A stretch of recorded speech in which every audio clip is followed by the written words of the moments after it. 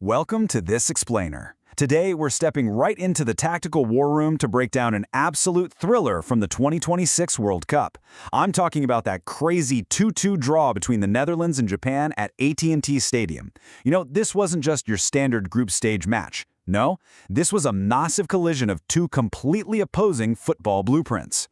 Literally from the opening whistle, the whole narrative of the game was set in stone. The Dutch? Well, staying totally true to their DNA, they just hoarded the ball, a massive 68% possession.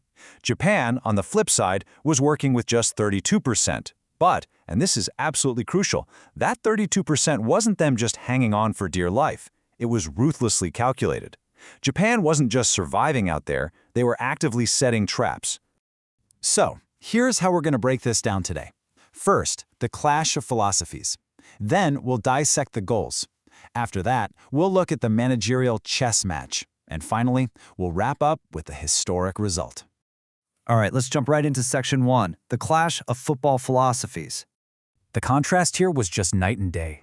You've got Ronald Koeman's Dutch side rolling out in a classic 4-3-3, basically banking on suffocating positional dominance. They used Frenkie de Jong to build from the back and shoved their fullbacks way high up the pitch to stretch things out. But Hajime Moriyasu's Japan? They actually shifted their 3-4-2-1 into this incredibly disciplined 5-4-1 low block whenever they lost the ball. They essentially said, hey, you can have the flanks, to create this totally impenetrable central channel. Why? Because they were just waiting for that one perfect moment to launch a lightning-fast 5-second vertical counterattack. Now, get this number, 17. Japan made 17 clearances in this match.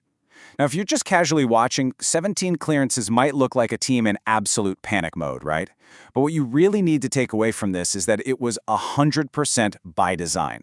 They totally sacrificed aesthetics for survival, and paired with goalkeeper Zion Suzuki's 4 crucial saves, they just soaked up that Dutch pressure, knowing for sure their moment to strike would eventually come. Okay, moving right along to Section 2, breaking down the goals. Let's actually head to the pitch and see how this played out.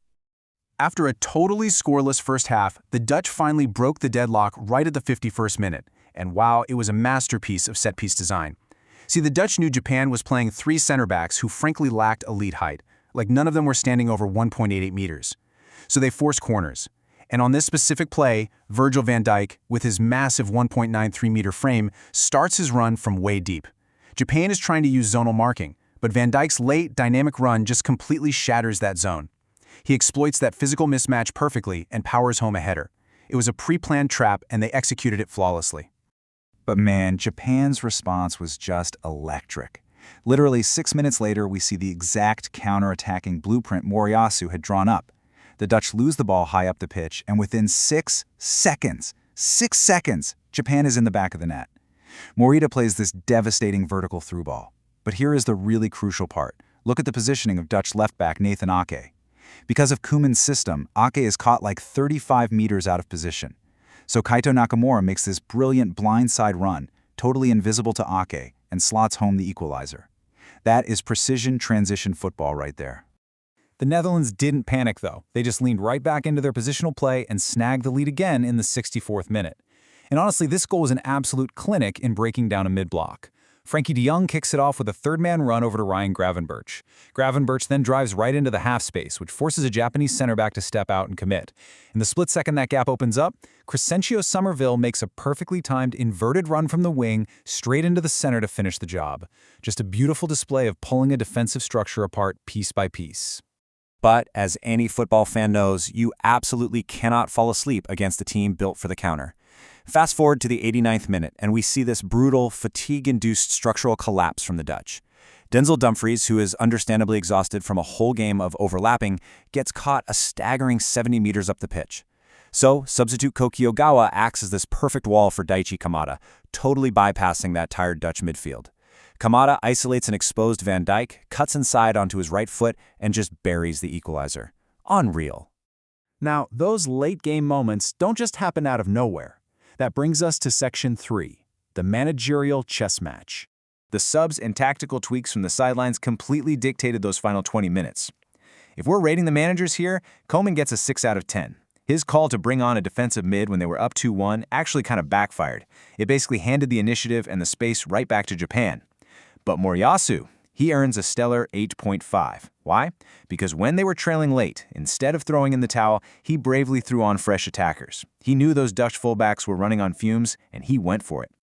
So, digging into Koeman's strategy, look, his biggest weakness here was just failing to adjust to the reality of the game. He kept his fullbacks pushed incredibly high, leaving them dangerously exposed to that counterattack for the entire 90 minutes. And on top of that, despite hoarding all that ball, remember that massive 68% possession? The Netherlands only managed 9 total shots. They really lacked the central penetration needed to break down Japan's low block, relying way too much on just throwing in crosses.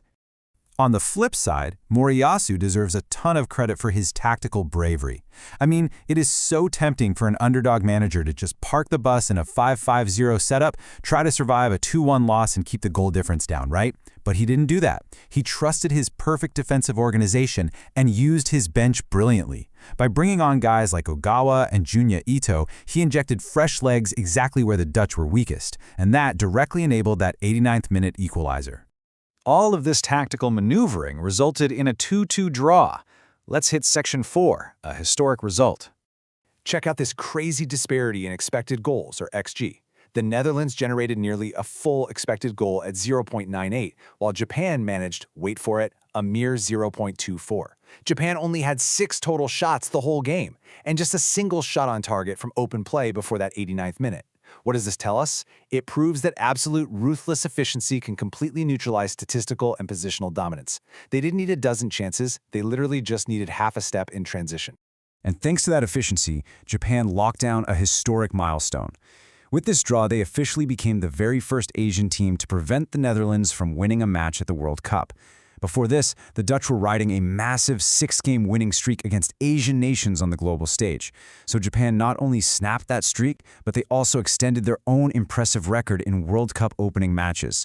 Once again, they're proving they are absolute giant slayers on the biggest stage. As we wrap up this explainer, this phenomenal match leaves us with a really provocative question to chew on. We live in an era that is just obsessed with possession metrics and passing triangles, right? But in modern football, does overwhelming positional dominance actually mean anything if your structure can't survive a 6-second counterattack? The Dutch had the ball, but the Japanese had the moments that mattered. Definitely keep that in mind the next time you're looking at a possession stat. Thanks for diving into the war room with me today. Keep analyzing the beautiful game, and I'll see you in the next explainer.